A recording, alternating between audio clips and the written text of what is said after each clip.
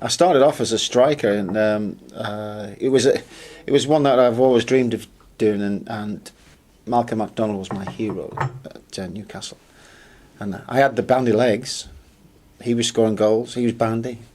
There was obviously a combination, something that I mirrored myself, and it was. So you were a Newcastle fan? I was a Newcastle fan. I still am, really. Right. And it was then that I thought I had an opportunity, and that's when I got looked at from a lot of clubs because of the amount of goals I was scoring as a kid, whether it was being a school youth team, the youth club, Wallsend Boys Club. So my life started as a striker at Burnley as an apprentice, and it was as an apprentice, scoring lots of goals as a striker. We had an injury crisis in defence, and one of my parts of my game as a striker, I had a bit of an aggression about me, and I wouldn't just stand off a centre half. I'd go and tackle him and chase. I remember Van Casper, and he mentioned to me that I want you to play full-back because we've got an injury at right back, and just for one game. So I said, yeah, no problem. Anyway, played, and after that game he said, do you know what? I actually think that could be a position. And I'm going, no chance. I'll fight this one. I'll fight this one. Because I wanted the glory of scoring the goals, not sort of defending. And I stayed in for a second game, and a third, and I'm still knocking on his door, saying I want to go back up front. And he just said, I think as a career, your career would be better at fullback, and that he thinks I'd make my career in football. So I had to stay in the position. Can't force him to put me back up there. Although my desires were to get up there and try and score goals. In fact, when I was at fullback, I kept running upfield and joining in. But that's just part and parcel. Sometimes you have that. Do you still try it now? Do you still practice your striking skills now? Well, I can always score a goal. But I always had a good strike of the ball. But from that moment on, I suppose when I look back, he was right. He obviously seen something in me that was better, and where he felt I could get a better career out of it. And so I slotted in at fullback, really. But I always had an inkling for a goal, which I did do. I used to score a lot of goals from fullback. So, I suppose, that was my turning point in my career. And Burnley, you played with one of my favourite players when I was a much younger person, Martin Dobson. Well, Dobbo was a gent, a real professional that knew how he got to the heights of which he did, and he was always giving advice to the younger players, and I think he always took us under his wing, really, as a responsibility on his shoulders. And his best advice he ever gave me was when I was sitting in the changing room one day. He said, he used to say, Lozzie, one thing I would say to you is, sacrifice somebody pulling you in the wrong direction, your friends sometimes, because for all that they want you to do well, the distraction is you may go down the wrong path. Right. Give it all, give your best, and at least you can look at yourself in the mirror and say that's what you've done, and it will serve you well. And I thought, and it did. To be fair, I did lose a few friends. In fact, quite a lot at that time, but he was always a good professional, and that's why Martin stayed in football for quite a long time. And even when I went back to Burnley at the end, he was still there. Really? Yeah, but he was on the youth side, the youth department. So it was nice to see Dobbo there. Togetherness and team spirit seem to be your mantra. They come out more than once in the book. Where did you learn that? I think early in my days, particularly team spirit seemed to be quite evident in any of the teams that I did well with, and a togetherness. Yeah. And I think the best bonding team that I've ever been involved with was Forest. Yeah. Yet it was never the manager's thoughts. It was never the manager who actually pushed it that way. It was always the players. I think because we had good players, but they felt team spirit was important. Stuart Pearce was a great believer in it. And to be honest, we used to go out quite a lot together. Not just about socialising, to have a drink, but actually socialising and going out somewhere. whether we go to a concert together. Right, yeah. It was that bonding that we had together, and we always tried to do something on a regular basis, and that involved not just yourselves but your wives as well. So there was a mutual respect for everybody, and I think the dressing room was strong for it. We never learned a lot from his coaching ability from Cloughie, but one thing that his team had was a good spirit. And you've mentioned the man, and yet it seems that you never saw him really coach as such, Cloughie. No, there was never I had never seen him on the training ground and stop a session and coach. He'd bellow a lot and shout a lot on the touchline, a lot of nonsense at times, but his best coaching had to be in moments in games. That was his coaching tool. Oh, right. Yeah. Because he had the habit of bringing you off in a match, and I had that experience early in my career at Forest, as much as anybody else had. Whether you were a £1 million player, or you're a free, Yeah. you did the same thing. If you did something wrong, and particularly in a game, he was the only manager that would actually say, "Hold on a minute, you're off," and he'd take you off at that exact moment, and that would anger you and question why. And the first thing that Cloughie would ever do would point to it straight away and ask the question, "Why did I bring you off? Why do you think I brought you off?" You'd answer it, and he'd go, "Exactly, don't you ever do that again." Now that is his coaching tool. Right. He would disturb the team for it. He would change it, doesn't matter whether you're our best player. He would change you because he felt that was the biggest impact. And let me tell you, I never did what I did in the first place again. You talk in the book various dressing room scenarios with Brian Clough.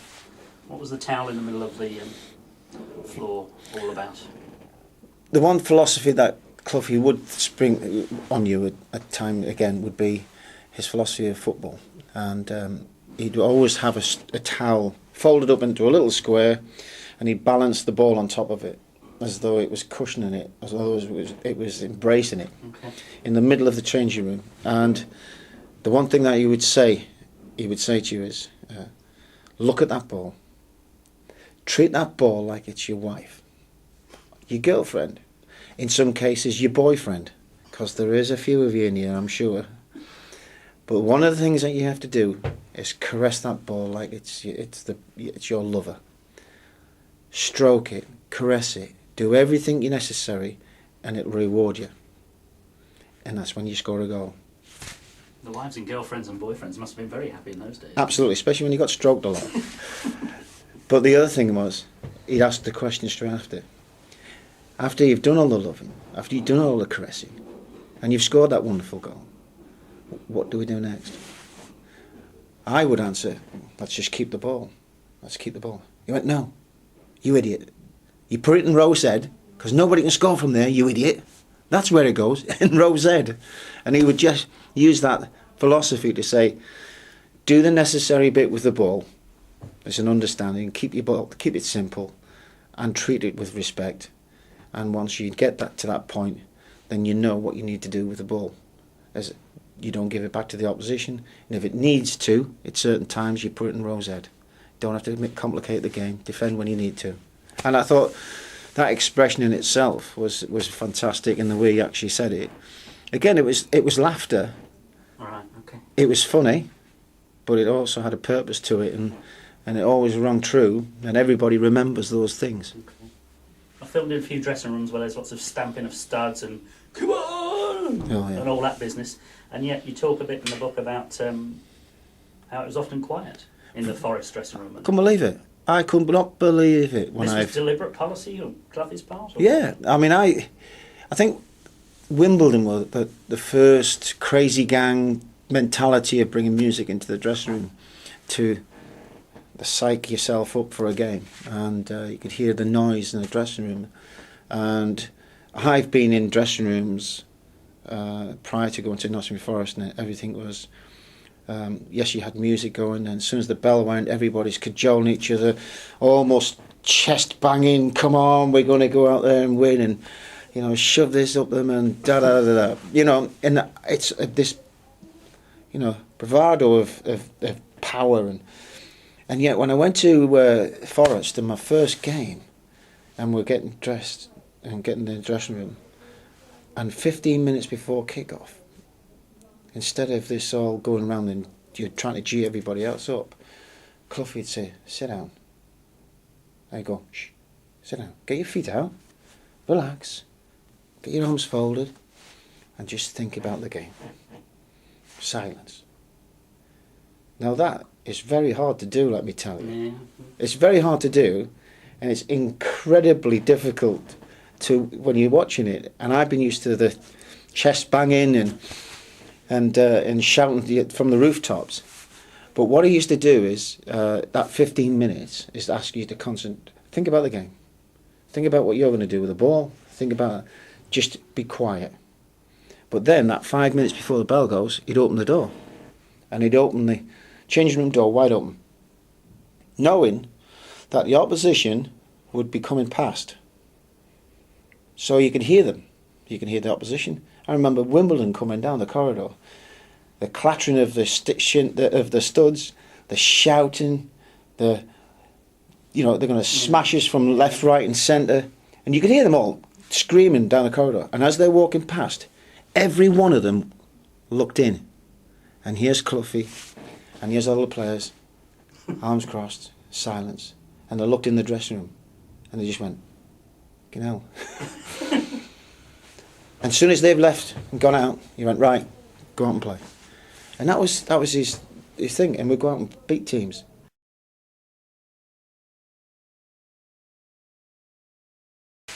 I remember it was a hot day, and we'd been playing in a game which hadn't particularly played well. And I remember Cloughy saying to me, he said, I was going to the drinks machine. We had a little cold drinks machine. And he said a few words, and after the game, anyway, I've gone up to sort of refuel. And he said, "Brian, do me a favour, son. Throw some water over my big head of mine, will you?" So I'm looking at him thinking, is he winding me up? I went, yeah. Then he's gone, "Now, Brian, I've asked you to do something." So I thought, fair enough, there's a cupful. And I poured it on his head. And he went, "Oh, that's wonderful, that's wonderful. Do it again." So this time I thought, right, you're having it.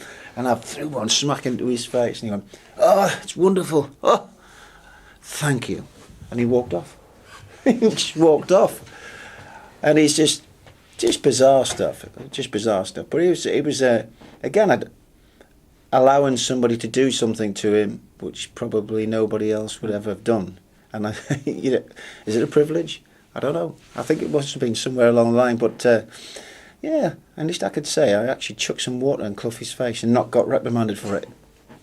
It wasn't then, but sometime later, I think the words in the book are "lost the plot." At what point did you think Cloughy had lost the plot? The one thing that Cloughy had a knack of doing is doing something bizarre.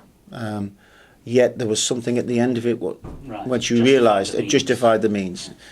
We wouldn't know, and we couldn't understand it until maybe weeks down the line. Mm-hmm.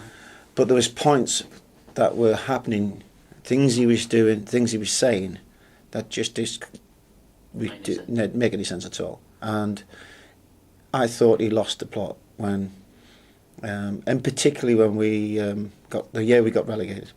It was the change in mentality that we had to have, the back pass rule. Well, I was intrigued by that because it wasn't him losing the plot or many other things that killed that Forest team, as you put it. It was a rule change. It was a rule change, which we didn't respond to.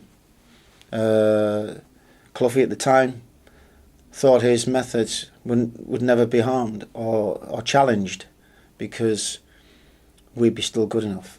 I think it surprised everybody because the one thing that when the rule change come in, explain this to the younger person. The younger people who don't understand this was when you can actually pass the ball back to the goalkeeper and he actually allowed to pick it up, the ball up. We were brilliant at doing it because we would slow games down and speed games up whenever we needed. But that was our rest period when we slowed the game down. Yeah. The back pass rule was where you pass it back to the goalkeeper, he couldn't pick it up. He actually had to knock it forward. So that means that the ball's going to be in play more. That means you couldn't slow the game down. In fact, it's going to speed the game up. And therefore, common sense tells you you're going to have to be fitter than what you normally are, because you can't keep the ball as much. So that rule change was part of the reason why we got relegated, because he never changed our style. He never changed our pre-season to think like ahead and think, we're going to need to be fitter this year, guys. We're going to have to work a little bit hard on pre-season to maintain the levels of which we require. Every team in the division did. All the managers accepted this is the rule change, it's going to change, and we have to be fitter. Everybody accepted that. So we got panicky a wee bit about it, and we all mentioned it as players, saying, I think we're going to need to do a bit more, because our pre-seasons were pretty easy, let me tell you. And, you know, and as the games went on, and in the start of the season, we realised, actually, in the last 10, 15 minutes, we're getting steamrolled here by teams who've got this constant pressure and chasing and harrying you, because this back pass rule has come in, and the goalkeeper's kicking it out, we're running out, they're coming in, we're running out. And in the end, we were actually starting to lose games against teams that we shouldn't have, because they've physically been stronger than we have. And that went all the way through, right through till about halfway through the season. And I think that's when Cloughie realised, having a lot of the coaching staff pressurising him and telling him, the players even saying that we're not matching the teams, we're not fit enough. The last 10 minutes we're losing games. And it was against all his principles, he brought in a fitness coach. Well, two of them, two fitness coaches. That last one? No, which was amazing.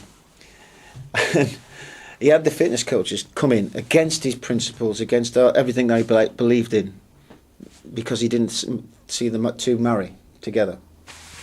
And we had two guys come in who were going to make us fitter. So he allowed them onto the training ground, and he came down to the training ground to watch what they were doing with the players. They had half the players working on lifting weights up, and he had the other half were jumping over hurdles. Well, that horrified him. In fact, it horrified him so much, he walked down where they were carrying weights. He said, weights? These are footballers, not weightlifters. And he's grabbed these weights and he's threw them out over the room. And then he's gone outside and seen the lads bounding over hurdles. They're athletes. They're footballers. And he's chucking all these over. Get off my training ground, you know. And these guys must have think, what on earth has hit them? And, you know, he was saying that he didn't believe for 1 minute that this was right. So they left for a few days, but the message I was getting back is the players wanted it. They've believed it was right. The coaching staff believed it right. So again, he allowed them back in again, but he wouldn't come down the training ground. He wouldn't watch, because it was probably tearing his hair out. It was painful for him to see. Painful for him to see, but it was too late.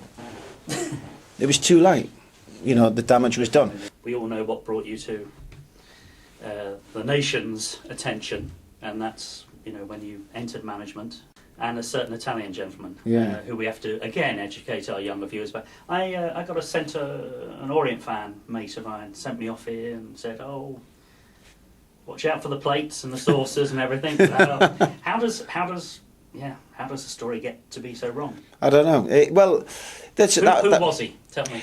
Well, this was a player that a guy called Ivano Bonetti, who was a fantastic player in Italy. He played in Serie A for 10 years, played for Juventus, Sampdoria, played for all the top teams. I played against him when I was at Nottingham Forest, when he was at Sampdoria, and terrific player. Anyway, I was at a reserve game, at Aston Villa's reserve game in the Midlands, and I was a Grimsby player manager at the time. And I remember the agent, who I knew from my Forest days, said, you know, can you remember Ivano Bonetti? I said, yeah, because I used to mark him. Right. And he said, listen, he's available. And I've gone, yeah. And I said, do you know where I am? I said, I'm at Grimsby. It's very remote. I don't think that's going to encourage him to come to us. And he says, he might, you know. I said, well, if he might, just tell him it's near Manchester. Yeah. That might encourage him. Anyway, they got a phone call a couple of days later, and he said, Ivano Bonetti would like to trial out with you. And I said, well, can I go another step forward with that? Can I actually say, we've got a reserve game coming up? Would he play in that? Let me have a look at him. I know his ability, I just don't know what his fitness levels are like. He said, I'll get back to you. Phone call back later. Yeah, he'll do it. I couldn't believe it. I thought, nah, it's not going to happen. But I thought, right, I'm going to mention this to the press because there has been no Italian player in the Football League. Then. Not one. So I thought, well, it might be a little PR and anyway exercise here, so let's see what the taste of it is. Anyway, I mentioned it to the press, the local press. The press announced it, saying that the potential of a Serie A player in the reserves, which it's Grimsby. Don't think so. But anyway, he came with his entourage of people because he couldn't speak a word of English. Played in this reserve game. Normally would have one man and his dog watching us. He had a couple of thousand turn up. And he did his tricks on the pitch. Fans liked what they're seeing. And we obviously thought, oh, there's something in this. And if we could get him match fit, he could be some player for us. So we talked, and anyway, we come to an agreement to get him into the football club. And as I said, it was a coup for the football club. He was the first Italian in the Football League, and he was at Grimsby. So you think, well, there's a feather in the cap there to bring in the first Italian and whether he can be successful. Well, he was very successful with us. He was excellent. It was a great signing. He brought us a bit of flair and an excitement. And the one thing that we got was people were talking about Grimsby. However, playing in a game against West Ham in the Cup, we had an injury at left back. I had to go and play in it because I was player manager. Instead of being right back, I played left back, and right in front of me was Ivano Bonetti. And we're playing in a game. This is a big cup game for us at West Ham away. We take the lead by a magnificent goal from from left back, and we were doing very, very well, containing them. And then the last 20 minutes, the onslaught come. They scored. And it was 1-1, and you could sense there's going to be probably another one coming.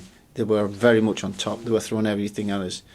And I said, and I've shouted over to Kenny Swin, who was this assistant manager, Kenny, get me some fresh legs in front of me to support me. And so we took Ivano Bonetti off. Unknown to us, this is the start of the decline, because he felt, or his agent, interpreter, felt that we insulted him by taking him off. You can't be insulted by being taken off because of, we're trying to win a game. It's tactics. So anyway, we drawn the game. Everybody's happy. Dressing room was fun, buzzing, absolutely buzzing. Apart from Ivano, who's sitting in the corner, not speaking to anybody, and his interpreter, who's coming over to me, saying I've insulted him and his family, and blah, blah, blah. And I've just said, listen, because we're staying down in London, we've got another game coming up in 3 days' time against Luton, and he'll be playing in that. Tell him to forget. It's part of the game. Get on with it. Go on. We're all right. He was brilliant. Tell him whatever. He's fantastic. They never spoke to us from that day. We played the game at Luton, and again, I'm playing left back. Ivano never got a sweat on. He just totally switched off. Didn't want to be in the park. He was sulking completely over this game, and we've lost the game. Not down to his undoing. No, others. But by others. And you get into the dressing room. So I'm going to the dressing room, and at the end of the game, you're almost taking this hat off as a player and putting this other one on as a manager. Okay. And you're thinking, as I'm going off the park, what's my thoughts? What we're going to do, what we're going to talk about. And my thoughts were on my centre half, who absolutely had a nightmare for 2 goals. Vance Warner, who was on loan from us from Nottingham Forest. So he was my first port of call. But Ivano, at the time, I think he was about a third in the dressing room, he decides to start eating. And he did start to eat, and there's a plate of chicken or whatever on the table. He starts eating, and he said something in Italian. Yeah. I said in English, just sit down and let me do my team talk before you get into that. And that just proves to me that you haven't even worked just anything, because you can never eat straight after a game. Right. And he said something back, and I said, look, speak in English. Get your guy to speak in English, but sit down. Anyway, the next minute it was just uproar. So he snapped. He threw a punch. I threw one back. Boom. Job done. That was it. Did his punch land? Yeah. Yeah. But your punch landed. Had a greater effect. Yeah. I sort of reacted as I would do if anybody else. If you're doing it to protect yourself, you don't stand off. I just hit back at something that's hit me, and I thought that'd have been done. We could deal with that. He did very nicely out of the incident financially, I think. He did, yeah. He did very well actually out of it. But it was one of those where, this was a career moment in my life which could have gone real tits up on me, I've got to be honest. And the support of the chairman and the directors, because that was my instant thought, because when the physio said, I think there's some major damage here, I actually said to the players, write down what you've actually seen today. Not going to influence you whatsoever. Write down what you've seen today, and we'll put it away in a safe. If we case somebody, I'm glad I actually did that. I really did, because I think that was important. That I had the evidence. However, it made me look like a real nasty villain here, and it made me look like I've hit him with a sledgehammer. Okay. However, the tale of the teacups is a teacups, and it's a myth. I don't know where. Somewhere along the line, somebody's it's still out there, and to this day, somebody mentions it about. Oh, they're going to get the chicken wings. They're going to get this and that. If your team's not doing well. Well, actually, in retrospect, thinking about that was probably better for you that people said teacups, because if they said if the story had been you'd whacked in one, that might have been worse for you than a teacup. I think it probably done me a favour, because it sort of put a bit of humour to it. Yeah, in a way. That's right. And I think it did calm things down. Had the true evidence and the true stuff, it might have come out differently. But to this day, I don't know how it panned out that way. This is what was my opportunity in the book to give that. And you do very well. I just can't believe the money he made out of it. But there we go.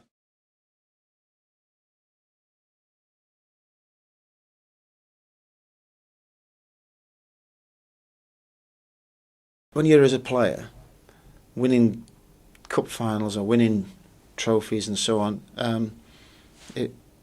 it's great. It's a great feeling.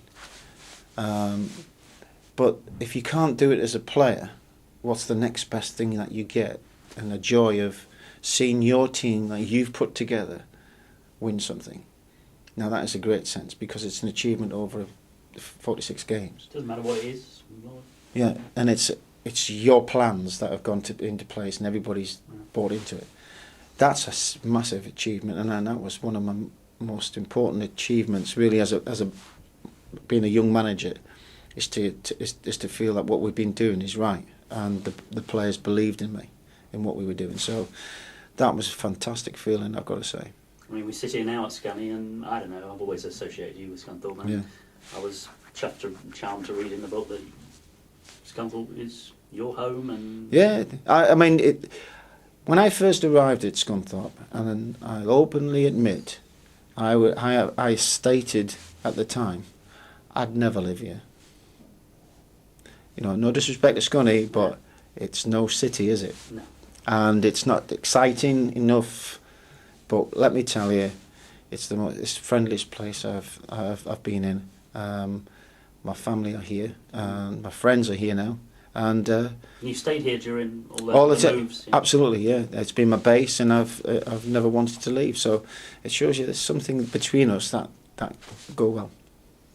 I've been a Wednesdayite since 1968. I have a confession to make. I was somewhat underwhelmed when you were named as the next manager of Sheffield Wednesday, because being a Wednesdayite... Join the queue. Yes, because being a Wednesdayite, I have ideas about our station and ideas of grandeur and such like, and you were a lower league manager, and Wednesday, hey, We're not lower league, even though we were. Yeah. Where's Arsene Wenger when you need him? You achieved something few managers have achieved at Wednesday. Yeah. You have still the fans on your side. Yeah. How did you do that?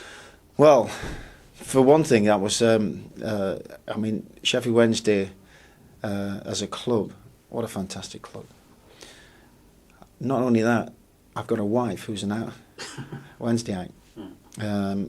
And not many people knew that at the time. So the opportunity, when that came along, let me tell you, there was no arguing, was there? There was a push. That must In fact, very down, very well at home. Oh yeah, she was prepared to drive me there for sure. But yeah, one of the things that not many managers at Sheffield have ever achieved, and that's got to say, is the double over United. Yes, that helped.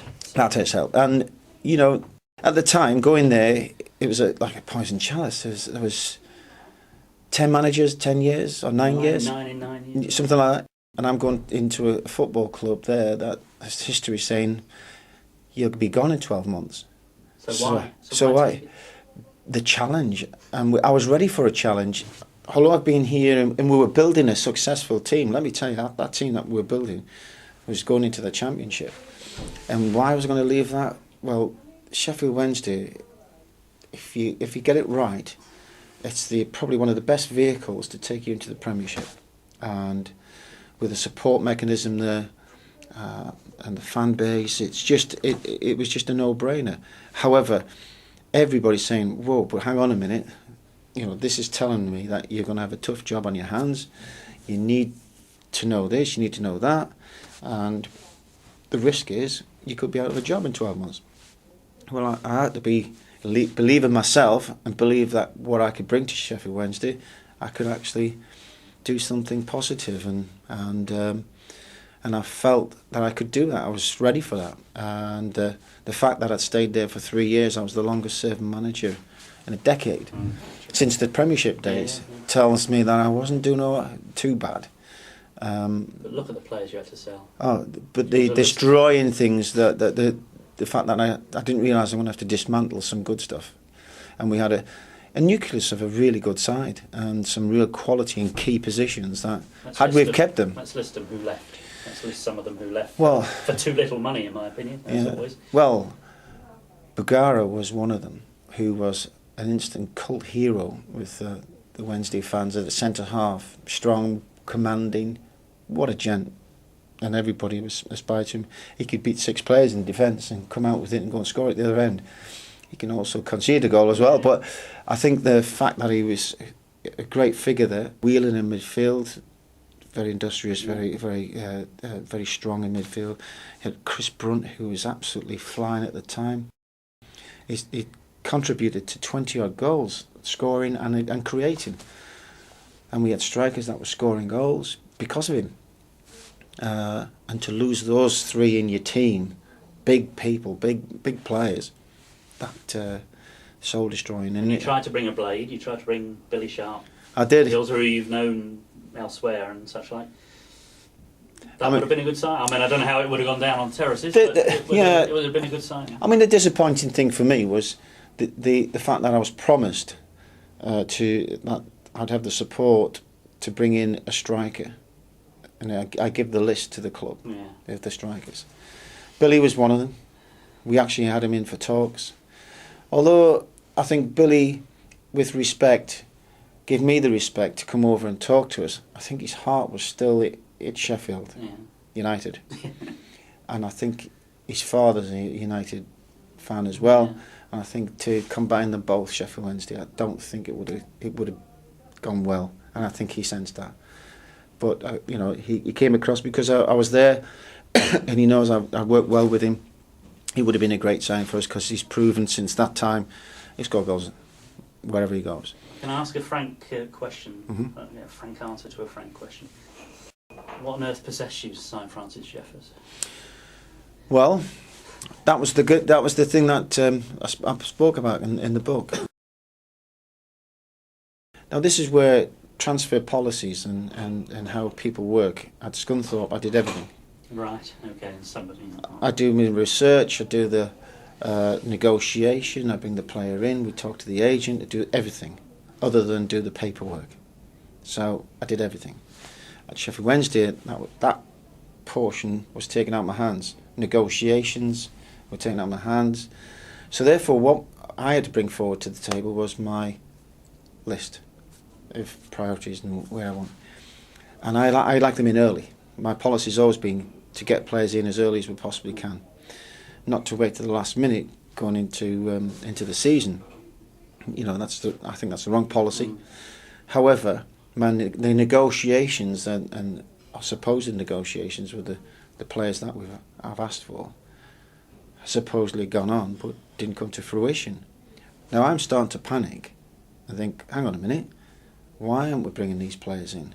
And in truth, did we really try? And that's something I still can't get to the bottom of, because their agents are telling me one thing, right, okay. Chief executive tells me another. So in the end, I didn't get what we wanted. But what I did do is do some more research and look, well, what's left? We're looking for a striker. We need a striker.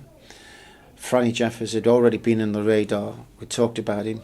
Ipswich, he went to Ipswich and did extremely well, scored quite a few goals. His age told us that he's at the right age.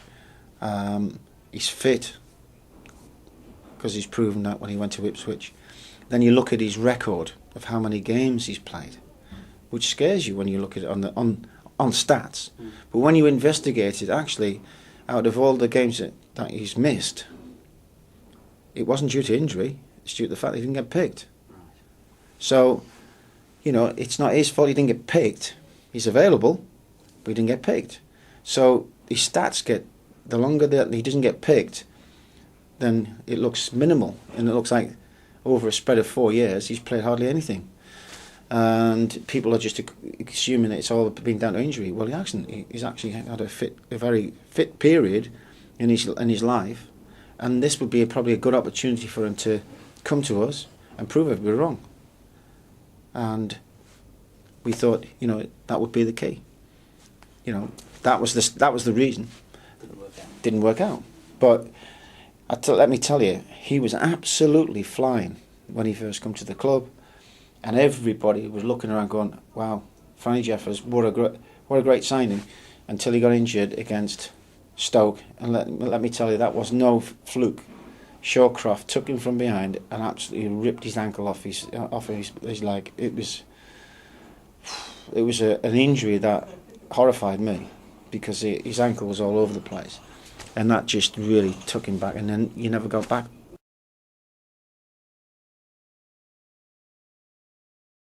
No, I don't think so at all. I think... you think one day somebody will get them? Of course it will. Absolutely. No question. Somebody will. I think what it needed, the money side, financially, having worked with that football club and the finances that it was working under and the strain that it was working under, it was almost overachieving, because it just couldn't work. The finances were just not working. You know, it was a very low budget for the playing side, but very high costs because of the debt that they were carrying. Even though we were getting 20,000, it didn't make a jot of difference to the finances. It just didn't create any more money. All it did is we're paying off a debt. So it needed somebody to come in and freshen it up and to actually take the debt away for it to grow. And they've done that, and I believe that it will happen. It will happen. Dave Jones has come in, terrific manager, great record. You know, you just look at his CV. His win ratio is very, very good, and he's got a way about himself, a manner that is a calmness about him, and that he doesn't allow himself to get affected, no matter which club he's at. And you know, they needed Dave Jones at this moment in time to stay calm. Yes, I agree. And I think that you know, the fact that they had a magnificent run last year suggested that they were going to have or could they have done a Southampton or a Norwich, because the potential was there to do it. But all I've seen is the fact that they've changed a lot of the players, and the players that they've brought in haven't got that winning mentality as they had last year, and I think it's suffering at the moment. Did you pinch yourself when, within seemingly no time at all of leaving Sheffield Wednesday, you found yourself on the touchline shaking hands with Sir Alex Ferguson? On my first game. And life coming full circle and managing Burnley in the Premiership? Yeah, listen, it was it's a bizarre one because people were going, "What? How has that happened?" You know, and I think what it was, I know Burnley were very, very keen on me at the time. They tried to get me when I was at Sheffield Wednesday, whilst I was still in a job. But Dave Allen refused, completely refused, and I said, "Dave, that's fine, as long as we're singing from the same hymn book." Which he said, "Yeah, we are." A week later, he jacked in. He'd gone. He'd gone. Rich, right. But so Burnley, you know, I knew Burnley were interested. However, they'd gone into the Premiership. They've had a fantastic season with Owen Kyle. Owen Kyle's left. He's gone to Bolton. He sort of jumped ship. Probably the timing was probably right for him. But it left a hole for Burnley. And I think what Burnley's seen in me previously, they believe that's what it probably needed now, where they needed a manager to try and get the best out of what they've got. They can't afford to bring a manager in who's going to want to spend millions, because they can't. They need to get the best out of it. And I think my record, in terms of pounds spent per points gained, was the best in the league. So from their side, that was a business decision, that really. And whoever went in working on a budget of, 14 million, which sounds a hell of a lot, but your nearest competitors are twice, 3 times more than that, tells you you've got a tough task on your hand. And no one in the history of the Premiership have survived on that budget. But you enjoyed it? I loved it. And to have my first game at Man United was a fantastic eye-opener. But it was a great, it was a great opportunity for me to go in there, and I believe strongly, as much as the players did, that we still have a good, why can't we think that we can stay in this division? You should be thinking like that, and shouldn't accept the fact that we're going to go down. And I'd have hated anybody saying it, because I believe that we could have. And it was only the difference in us actually surviving was Wigan away. Had we won Wigan away, and we lost 1-0. That 3 points we gained would have took it off them. We would have stayed up and they would have went down. Fine line. Indeed. Whether it's Wednesday or Sheffield Wednesday, whether it's Scunthorpe, whether it's Burnley, whether it's wherever, Grimsby. Brian Law's the manager. What's the ideal player for Brian Law's the manager? What do you look for? I believe in a lot of things in life, and particularly in football, that the hard work you put in, you get the rewards as a player or as a manager. And I like to think that a player that I bring in has that method in him, that he would work hard and be honest. Because fans do like honesty. And I think if you can be forgiven for losing a game, you can be forgiven for a poor performance, but you can't be forgiven if you jack it in and you don't give your all. At least try. And I think that's one thing I'm trying to install in the players here. It's one thing that I've always believed in my career, and I think it's still believe that's something that fans crave, is honesty out on the park, and that they give your best no matter what happens. If you come off the pitch and know that they've give their all, fans will forgive you for that, and they'll take a defeat, but they won't accept it if you hide and you chuck it in. And sometimes you see that, and that's why the fans turn and they get angry, and they can understand it.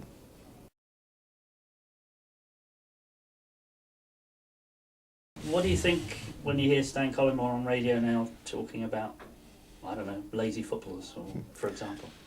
It does actually make me wonder what he would look at himself now, and would he admit it?